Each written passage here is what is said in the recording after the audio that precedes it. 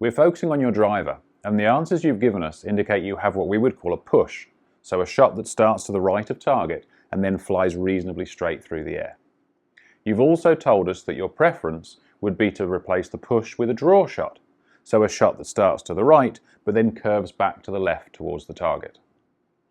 The push is caused by an in-to-out swing, so that means the club head is moving to the right of target through impact. The face will be square to the direction of the swing, as when you have that, you have a straight ball flight.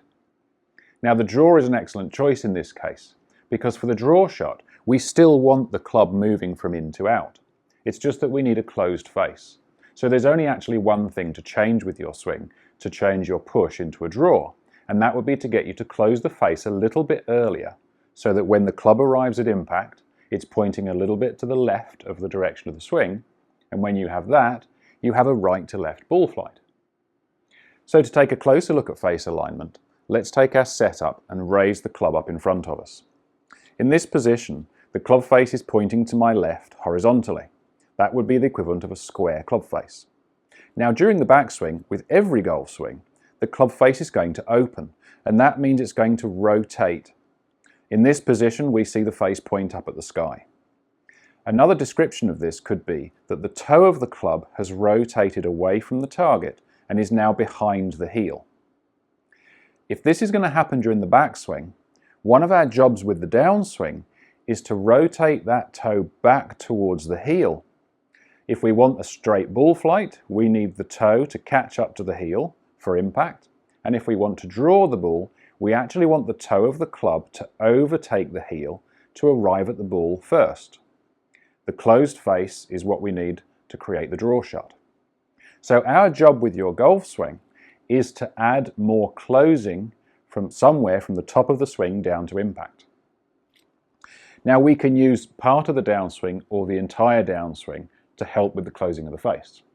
If we go to the top, from here down to what we call delivery, which is around hip height on the way down towards impact, we can see that the face will have closed if the club face goes from pointing up to pointing more down. To do that, you have to add some twisting to the grip end of the club. So again, start from setup, go all the way to the top, and then bring it down and pause at the delivery position. If this face isn't pointing down, give it a little twist until it does. Now you've recognized the feeling that you need to apply to the swing from the top to this position if you're going to want to help close the face during the first half of the downswing. Now, even if you do this, this club face won't be closed yet. So there's still more work to do from here to impact. And that job would be to continue twisting the club. If you take the glove logo as a reference, at this delivery position, the glove logo is going to tend to point somewhere ahead of you. But if you keep it there, the face is going to be dramatically open at impact. If you can get the logo of the glove to rotate and point back towards the target, do that with a club and you'll see the face matches that movement and is now pointing at the target as well.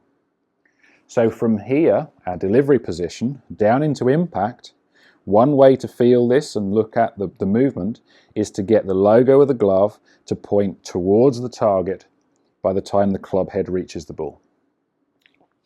So, in stages, we can make these movements and check them, but then we want to make it more like a golf swing, and that means to add a bit of flow to it.